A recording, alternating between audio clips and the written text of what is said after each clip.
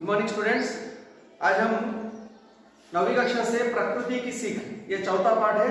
इस पाठ को जानेंगे, इस पाठ को पढ़ेंगे हम।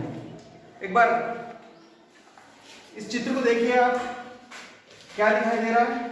एक बड़ा समंदर है और एक नाव है, इसमें दो आदमी हैं। చూడండి ఏం కనిపిస్తుంది? ఒక పెద్ద సముద్రం, చిన్న పడవ, అందులో ఇద్దరు వ్యక్తులు పడవను నడుపుతారు. అలలు ఎగిరెగిరి పడుతున్నాయి. పెద్ద సముద్రం ఇది. సరే, ప్రకృతికి సీక్ అంటే ఏంది ఇక్కడ అర్థం? ప్రకృతి అంటే మీకు తెలుసు, మన చుట్టూ ఉన్న ప్రపంచం, కొండలు, గుట్టలు, చెట్లు, పుట్టలు ఇవన్నీ కలుపుకుంటేనే ప్రకృతి. సీక్ అంటే ప్రకృతి ద్వారా మనం ఏం నేర్వాలి? ప్రకృతి మనతో మాట్లాడుతుందా? మాట్లాడదు. ప్రకృతికి నోరుందా? లేదు. కానీ మన ప్రకృతి కొన్ని నేర్పిస్తుంది. అది ఏం నేర్పిస్తుందో మనం చిన్న కవిత ఉంది ఇక్కడ 9వ తరగతిలో. ఈ కవిత ద్వారా మనము తెలుసుకుందాం. సరే, ఈ కవితను రాసింది ఎవరు అంటే సోహన్ లాల్ ద్వివేది. వీరి జీవితకాలం 1906 నుంచి 1988 సంవత్సరంలో వీరు జీవించడం జరిగింది. अपनी अपनी किताबें देखिए। गांधीवादी रचनाओं के कवि माने जाने वाले सोहनलाल द्विवेदी का जन्म 1906 में हुआ। इनकी प्रमुख रचनाएं हैं भैरवी, पूजा गीत, सेवाग्राम, प्रभाती, युगाधार, कृणाल, चेतना, बांसुरी तथा बच्चों के लिए दूध बतासा आदि। मैं अब तक पढ़ा जो कुछ भी है सब इनकी रचनाएं हैं. అంటే ఇప్పుడు చదివిన అన్ని వీరి యొక్క రచనలు. ఇక్కడ మొదట చెప్పిండ్రు ఏంది? 1906. ఇక్కడ నేను రాజేసిన చూడండి, అంటే 1906 సంవత్సరంలో జన్మించడం జరిగింది. ఇప్పటివరకు చదివిన అన్ని వీరి యొక్క రచనలు, ప్రముఖ రచనలు. తర్వాత इनकी रचनाएं राष्ट्रीयता और मानवता के परिचायक है. भारत सरकार ने सन 1969 में इन्हें पद्मश्री सम्मानित किया. ఇది గుర్తుపెట్టుకోవాలి మీరు.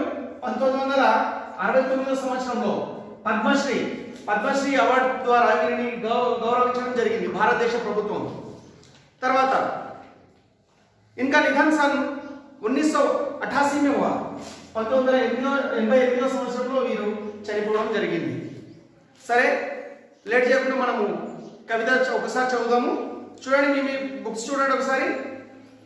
पर्वत कहता है शीश उठाकर तुम भी ऊंचे बन जाओ, सागर कहता है लहराकर मन में गहराई लाओ, समझ रहे हो क्या कहती है उठ उठ गिरकर तरल तरंग, भर लो अपने मन में मीठे मीठे मृदुल उमंग, पृथ्वी कहता है धैर्य न छोड़ो कितना ही हो सिर पर भार, नभ कहता है फैलो इतना ढक लो तुम सारा संसार. बहुत अच्छी मीठी कविता है, చాలా బాగుంది. అయితే దీని యొక్క అర్థం మనం మాతృభాషలో మనం తెలుసుకోవడానికి ప్రయత్నిద్దాం. మనము మొదటి కవితలో ఏమి ఇచ్చింది? ఇక్కడ పర్వత్ कहता है शीश उठाकर तुम भी ऊंचे बन जाओ. ఇక్కడ నేను కొన్ని మీనింగ్స్ కూడా రాసిన. शीश का मतलब क्या है? తల. పర్వత్ అంటే పర్వతం అంటుంది. ఏమని అంటుందంటే शीश उठाकर तुम भी ऊंचे बन जाओ, నువ్వు కూడా నాలాగా తల ఎత్తి జీవించు. పర్వతాలు చిన్నగా ఉంటాయా? పెద్దగా ఉంటాయా? చాలా పెద్దగా ఉంటాయి పర్వతాలు. అంటే పర్వతాలను మనం ఈ విధంగా చూస్తాం. మనం అంటే తల ఎత్తుకొని జీవించాలి. మనుషులు ఏ విధంగా జీవించాలి? తల ఎత్తుకొని జీవించాలి. నాలాగా మీరు తల ఎత్తుకొని జీవించండి.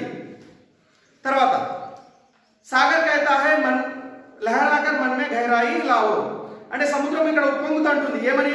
నువ్వు కూడా మనసును లోతుగా విశాలంగా చేసుకో. నీ మనసును లోతుగా విశాలంగా చేసుకో. ప్రతి చిన్నదానికి బాధపడొద్దు. ఏదైనా విషయాన్ని లోతుగా ఆలోచించాలి. చాలా లోతుగా ఆలోచన చేసి సరైన డిసిషన్ తీసుకోవాలి. సముద్రం చిన్నగా ఉంటుందా? పెద్దగా ఉంటుందా? లోతుగా ఉంటుందా? పైన ఉంటుందా? నదులు చాలా చిన్నవి, అదే సముద్రం చాలా చాలా లోతుగా ఉంటాయి. కాబట్టి సముద్రము అంటుంది నాలాగా లోతుగా ఆలోచన చెయ్యి. అదే పర్వతం అంటుంది తుంబి ఉంచే బంజావు, అంటే నువ్వు కూడా తల ఎత్తుకొని జీవించు.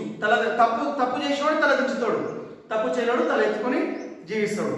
ఇవి మనం ఏంది సముద్రం ద్వారా పర్వతం ద్వారా మనం ఏం నేర్చుకున్నాము ఇక్కడ చెప్పడం జరిగింది.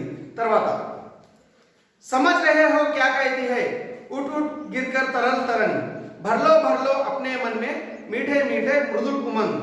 ఇక్కడ समझ रहे हो क्या कहती है అంటే నువ్వు అర్థం చేసుకో ఏం చెప్తుంది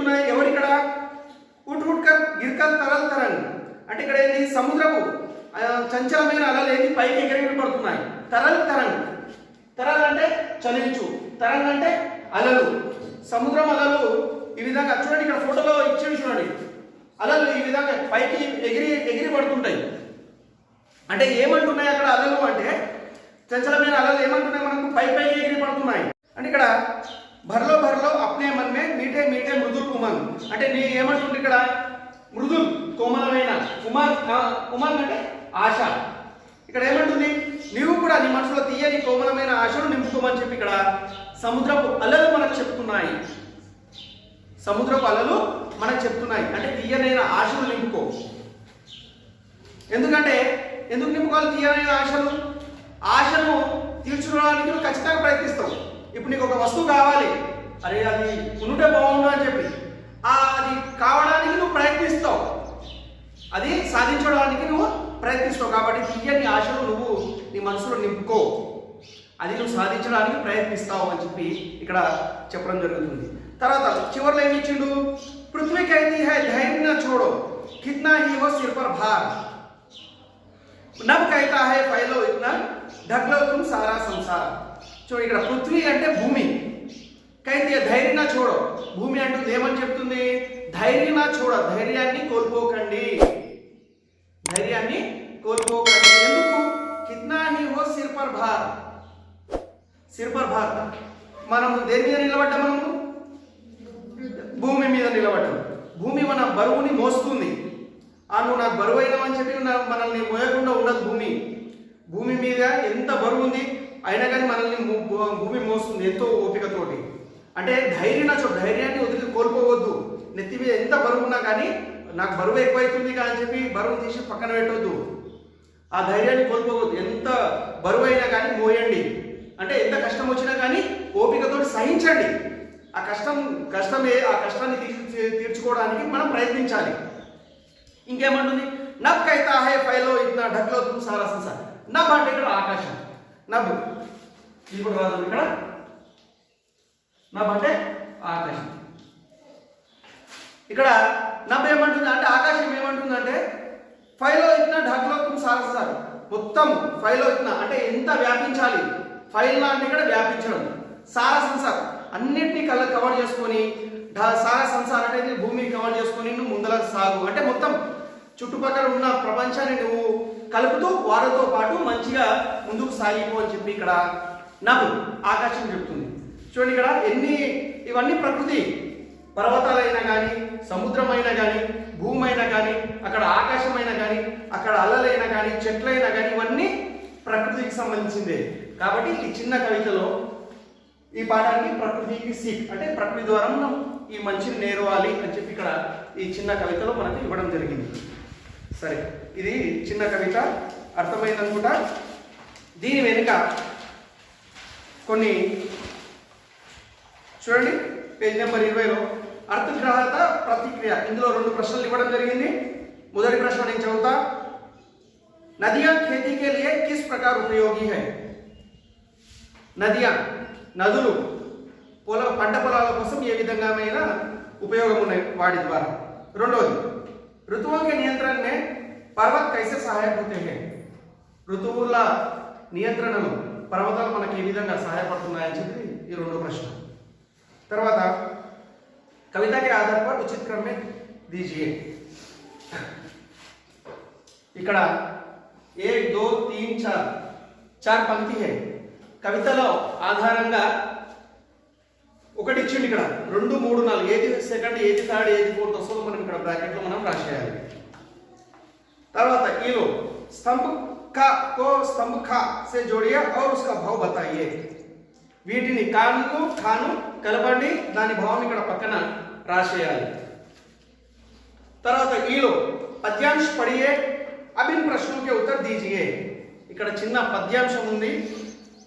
भाई सूरज जरा इस आदमी को जगाओ, भाई पवन जरा इस आदमी को हिलाओ, ये आदमी जो सोया पड़ा है, जो सच से बेखबर सपनों के खोया पड़ा है, भाई पंछी इनके कानों पर चिल्लाओ, भाई सूरज जरा इस आदमी को जगाओ. ये छोटी कविता दी गई है. इसके नीचे 3 प्रश्न हैं. प्रश्नों का उत्तर इस कविता में, इस पद्यांश में ढूंढकर लिखिए अपनी अपनी किताब में, అంటే వెతికి రాయండి మీ నోట్స్ లో. తర్వాత अभिव्यक्ति सृजनात्मकता, प्रश्नों के उत्तर लिखिए. ఇక్కడ 1 2 3 प्रश्न दिए गए हैं. इन प्रश्नों के उत्तर अपनी अपनी किताबों में लिखना चाहिए आप.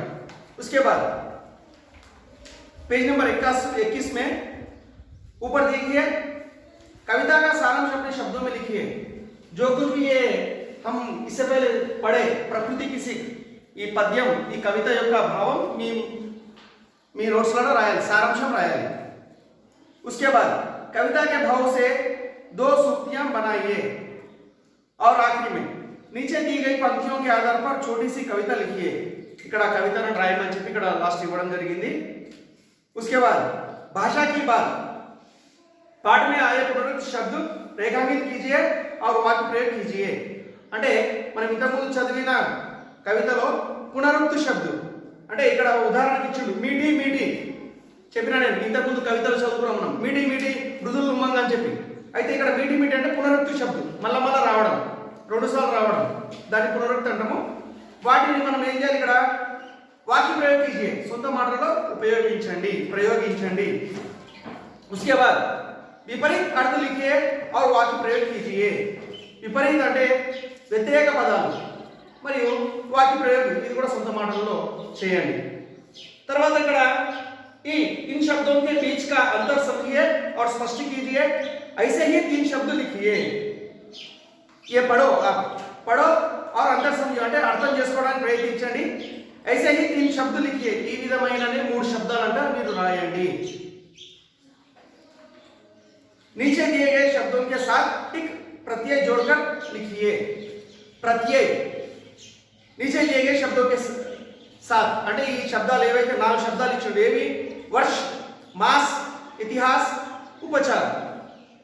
వీటికి ఏం చేయాలి, ఇక్